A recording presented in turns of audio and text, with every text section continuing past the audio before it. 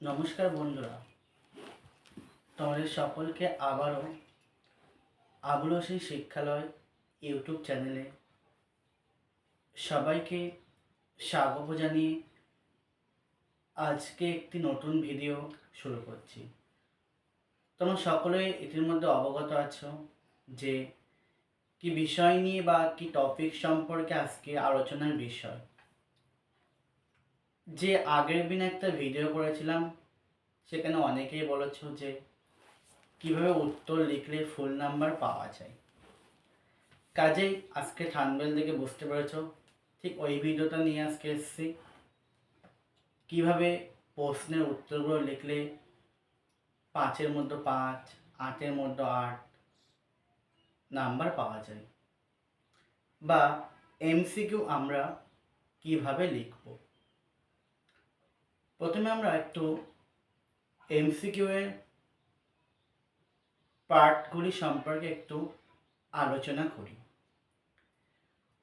পরীক্ষায় যদি কোশ্চেন দেয় সপ্তাহে হরিদা বহুরূপী সেজে কয়দিন বার হয়, অপশান আমাদের 4টে করে দেয়। 1 দিন, 2 দিন, 3 দিন, 4 দিন। আমরা সকলেই জানি হচ্ছে 1 দিন করে বার হয়। তাহলে আমরা হচ্ছে কোশ্চেনটা লিখে হাইফেন দিয়ে উত্তর লিখব যে ক 1 দিন। এইভাবে কিন্তু আমরা এমসিকিউগুলো সাজিয়ে সাজিয়ে পরপর দাগ নাম্বার ওয়াইজ লিখব।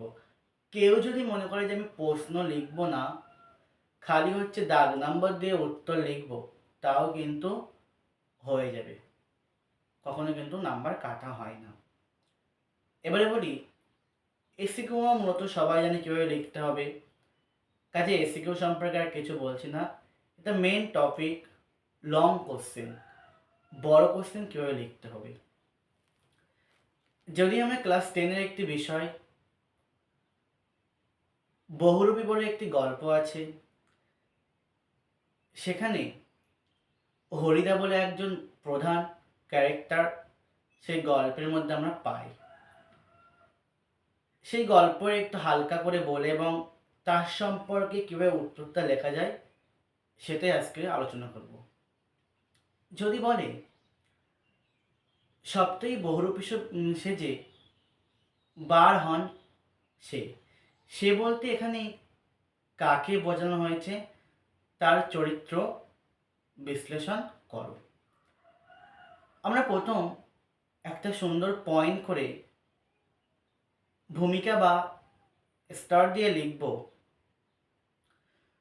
বিখ্যাত সাহিত্যিক বা বিখ্যাত কথাকার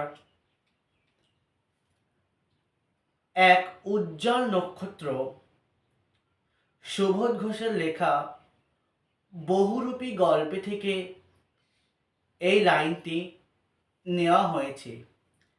এখানে সে বলতে হরিদার কথা বলা হয়েছে।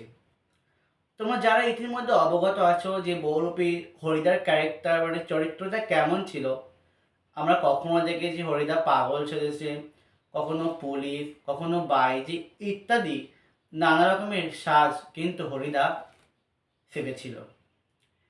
এবং আমরা হরিদার জীবনীটা লিখতে গেলে প্রথমে আমরা লিখব, ঠিক ওই লেখকের নাম ধরে আবার একটু লিখব যে বিখ্যাত সাহিত্যিক সুবোধ ঘোষের লেখা বহুরূপী গল্পে থেকে এই লাইনটি নেওয়া হয়েছে।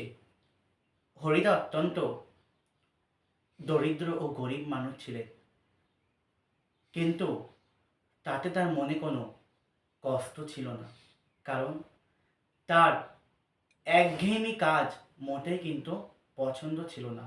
যেমন অফিসের কাজ বা কোনো দোকানের কাজ, এই সমস্ত কাজগুলো কিন্তু করলে তোমাকে টাইম মেনটেন করতে হবে। তাই হরিদার কিন্তু এই সমস্ত কাজ একেবারেই পছন্দ ছিল না। আমরা এই সম্পর্কে আলোচনা করছি না, কারণ এটা আমাদের বিষয় নয়।